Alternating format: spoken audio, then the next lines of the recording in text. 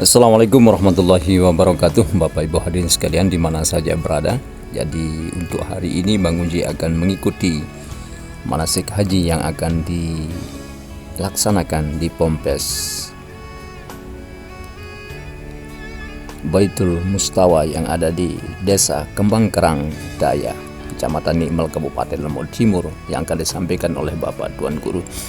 Dan marilah kita sama-sama mendengarkannya. Terima kasih. Dan ini atas kerjasama dengan PT Babur Rahmah Makbullah Iman. Terima kasih, semoga bermanfaat untuk kita semua dan terutama kepada jamaah umroh haji yang akan berangkat pada bulan Agustus ini. Assalamualaikum warahmatullahi wabarakatuh. Apa maksudnya tanah haram? Tanah haram, maknanya di situ semua ada sesuatu yang halal di tanah halal diharamkan di tempat ini. Contohnya seperti membunuh binatang. Kalau di sini termasuk bunuh binatang tidak berdenda. Tapi kalau bunuh di Mekah sana, kalau sudah pasang niat, sudah pasang ihram dan lain sebagainya, kalau ada yang peluru sengaja, misalnya tasebut, tahalalan, apa, itu kena dam nanti.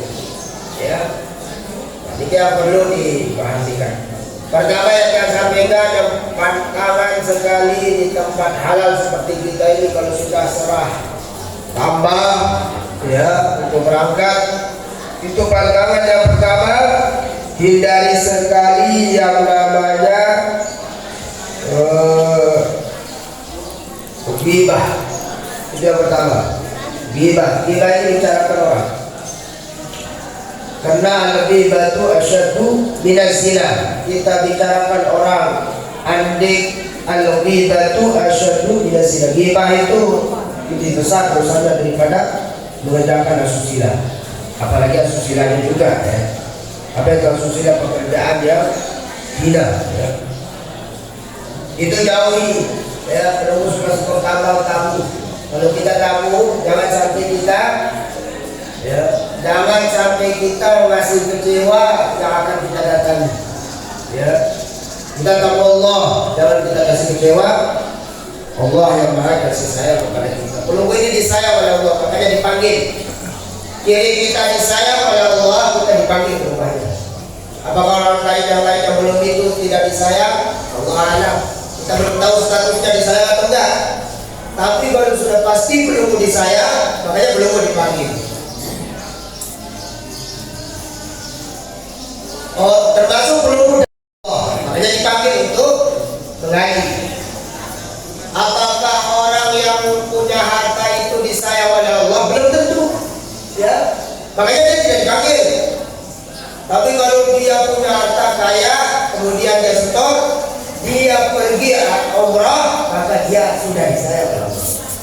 Belum mengaji ke sini sama mukarram umur kita, nanti belum disayang. Intinya bersyukur. Ya, orang-orang bersyukurlah kalau menjadi orang-orang yang dipanggil dan disayang oleh Allah Subhanahu wa taala. Dan orang yang dipanggil oleh Allah, maka nanti di surganya juga dipanggil oleh Allah. Makanya disebutkan dalam Al-Quran, ainal muhibbuna li jalali. Mana kalau dalam hadis disebutkan, nanti di dalam terputar hadis disebutkan di hari kiamat itu ada panggilan seruan dari Allah. Ainal muhibbuna li jalali. Mana manusia yang cinta kepadaku, yang rela hartanya habis untukku, rela jiwa raganya sakit-sakitan untukku, rela mereka habiskan hartanya untukku, rela mereka tinggalkan keluarganya untukku, rela semuanya dia relakan kecuali untukku. Maka ayat dan muhibbu dari jalan mereka dipanggil oleh Allah. Makanya kalau pelunggu ngaji dipanggil oleh Allah, pelunggu ke Mekah dipanggil oleh Allah. Maka pantangan yang pertama, jangan kecewakan yang akan kita temui, yaitu kita tahu Allah, jangan sampai mengecewakan Allah Subhanahu wa ta'ala. Ini pantangan ghibah, terutama itu dosa paling besar ya. Terus ngatur pegawaian asusila, tidak kena ya, pegawaian zina, maaf Ya, sedangkan kita yang berbicara jauh lebih besar dosanya. Ya, maka jauhi. Kemudian rafas, khusuk, wal-jidan dan sebagainya. Kemudian kalau pantangan ketika pelunggu sudah, ya, wabil khusus kalau pelunggu sudah berniat pasayurah, berniat umrah, ya, maka banyak sekali pantangan yang harus dijauhi. Ya, kalau bahasa jamaknya yang membuatkan tidak sempurnanya ibadah, termasuk ketika pada sembahyang, ibadah umrah sama seperti ibadah yang lainnya, bil khusus sholat sama, termasuk ya yang membatalkan yang di sholat itu hampir sama dengan apa yang membatalkan di waktu kita berumrah. Mana takbirnya ketika kita berumrah, tawaf itu dari takbirnya. Mana salamnya ketika kita tahallul itu salamnya. Di sholat ya, ada niat, ya, di umrah juga ada. Kemudian di sholat juga ada gerakan sholat, termasuk di rukun termasuk pekerjaan daripada tawaf sudah, sa'inya itu pekerjaan. Salamnya kapan? Ketika kita sudah tahallul. Dan sudah dijelaskan tadi 5 syaratnya. Apa 5 rukunnya tadi oleh guru kita. Tawaf kalau kita sudah tahallul baru makamu. Apa salih dua, apa pekerjaan yang tadi ada. Tapi bedanya satu saja antara sholat dan tawaf dan umrah, itu bedanya satu. Ibadah yang boleh kita bicara tidak membatalkan ibadah, ya, itu umrah dan haji. Cuma itu bedanya. Kalau di sholat tidak boleh kita bicara, karena bicara itu membatalkan sholat. Berbicara membatalkan sholat. Cuma bedanya cuma satu, bicara. Semuanya harus kita khusyuk, ya, harus tertib, harus tawadhu, harus berdoa kepada Allah sesuai dengan yang dianjurkan oleh baginda Rasulullah dan lain sebagainya. Termasuk pantangan yang insya Allah nanti kita kembali ulas. Termasuk tidak boleh menunggu potong. Kalau sudah berniat potong rambut, potong kuku, terus nabi lagi. Ya, intinya yang ada di badan ini kita tidak boleh potong. Kalau sudah kita berniat, tidak boleh potong kuku. Saya mau, kita udah istirahat, kita baru selesai akhir dekat, baru gua kuatir. Ini bukan ada waktu kita potong kuku dulu. Tidak boleh. Ya. Karena walaupun panjang kukunya biarin, nanti habis tahallul dipotong.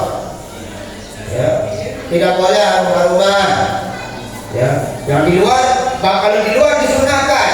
Ya, kalau di luar disunahkan, malah kalau kita sholat di luar kita harum-haruman. Tapi kalau sudah pasal niat tidak boleh.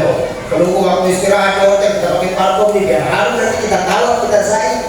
Ya, pas kita bambu-bambu kan. Nah, itu nggak boleh. Itu tidak masuk di akal kita, tapi begitulah ibadah.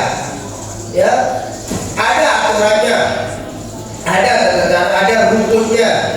Ya, termasuk perempuan tidak boleh pakai celana bagi laki-laki. Enggak nyaman kita ini katanya. Kita tahu pasti cuma 2 helai saja ini. Kita pakai dong, kita pasang saja kayak jamaah yang pernah kita bawa itu. Ya, makanya itu perlu pembimbingnya ya Allah. Harus absen dulu jamaah. Maaf jamaah, kebetulan harus ada celana tuntai. Teduh. Ya Allah. Apa tadi lasang dengar si gaduh celana? Boleh kalau bisa buka. Ya Allah. Wah, bila kali kejelasan. Jangan pakai celana. Tidak boleh pakai penjahit. Ada orang yang dijahit itu kan. Nah, dia ketawa di orang guru sampai Allah alam. Tidak boleh. Dia jahit dia. Waktu itu dia jahit. Enggak boleh pakai berjahit. Itu enggak boleh pakai berjahit. Dia pakai berjahit. Ya bila enaknya. Ini bukan masalah enak, enggak enak. Ini masalah ibadah. Seperti sholat, ya, tidak boleh bicara, Oh begini tidak boleh bergerak 3 kali untuk batal sholat. Begitu juga orang ibadah, tapi ibadah umroh dan lain sebagainya. Tidak boleh pakai. Termasuk ibu-ibu nanti pakai apa yang harum-harum. Termasuk kalau ada di hotel sesuatu yang harum, baik sabunnya, baik apa itu, tunda dulu sebentar. Karena belum kadang-kadang istirahat dulu ya. Istirahat sebelum menunggu tawaf, ya istirahat sebentar di hotel. Jangan ada yang mau atau hajat yang belum wudu dan lain sebagainya, baru bareng-bareng ke masjid haram untuk tawaf. Kalau yang landingnya di Jeddah atau yang ke Mekah dulu. Banyak itu yang besar sekali udah kadang-kadang dia di situ, masya Allah banyak sekali yang ada ganti bajunya, ada yang macam ya Allah. Boleh. Kita sudah jelaskan kadang-kadang jamaah ini ada sebagian yang tidak mau dengar. Ada jamaahnya sekali. Ya, itu kalau masalah dari dan baru. Dia nggak mau, kita sudah jelasin di mobil. Ya, termasuk nanti setelah ini kita tawaf dan sa'i. Itu sudah sampai berbuih-buih. Ya, kita jelasin. Ada belakang. Mana bapak yang kalau bahasa kita yang ada lewat tukang sehat ya. Ya, tapi dia baru keluar satu keluarga itu berangkat ada yang tidak melihat, ya melihat. Itu dia berlima itu. Berlima. Saya bilang ikut di belakang. Udah nggak usah baca itu. Nanti kan kita teriak bimbing itu namanya, itu tugasnya pembimbing. Nanti kalau baca sendiri, kalau tawaf sendiri, enak. Ini kita jamaah baru pertama, belum tahu jalan pulang ke hotel, belum tahu seluruh rangkaian ibadah dan lain sebagainya. Akhirnya apa? Saya 3 kali baru tahu 3 kali saya belakang nggak ada ya. Akhirnya kita pelan-pelan, kita sudah pelan-pelan enggak ketemu masih. Nanti lihat kiri kanan belum ada, masukkan dia di rombongan kita. Nggak ada sampai selesai dia nggak ada. Ya begitu. Oh ya, udah lah. Nanti tunggu sebentar di dekat Zamzam itu kan sudah kan belum Zamzam. Tawaf itu. Tunggu saya bilang, nanti kita habis itu sampai lama kami nunggu masih dia belum ada. Kita lihat kalau tawaf pasti kelihatan. Kan ada pakaian itu. Apa ada apa istilah ada tandanya. Ya, ada tandanya, ada kalung dan lain sebagainya. Ada tasnya juga kan. Enggak ada dia. Orang yang kasihan di jamaah itu. Saya mau kita disai. Kita saya sudah sambil kita. Jadinya kawan keluarga nggak konsen, kita pun gara-gara dia ibadah orang terganggu. Sama seperti sholat. Atau kita seperti itu ibadah. Jangan kita menjadi pengganggu bagi orang lain. Nah makanya perlu turun membimbing apa arahan membimbing seperti membimbing mungkin sama tuan guru ya. Didengar aja itu. Jangan kita apa istilahnya tahu sendiri. Akhirnya saya cari dia di mana tempat saya tidak ketemu sampai selesai. Kita cari bulan dulu ya, tahu jalan kota segala bulan. Nanti dia cari di tempat tahu nggak ada, putar sampai udah berapa jam, udah lekas lekas sore. Begitu sampai asar, dekat asar apa istilah sampai asar lah. Sholat, habis itu saya pulang. Saya langsung ke restoran makan. Ada restoran di hotel, nanti ada restoran. Belum jangan bawa beras dari rumah. Ya, bawa beras nanti dari rumah. Oh, nanti kita masak di sana nggak perlu. Sudah ada restoran yang di hotel lagi. Terima makan. Itu ya ibadah.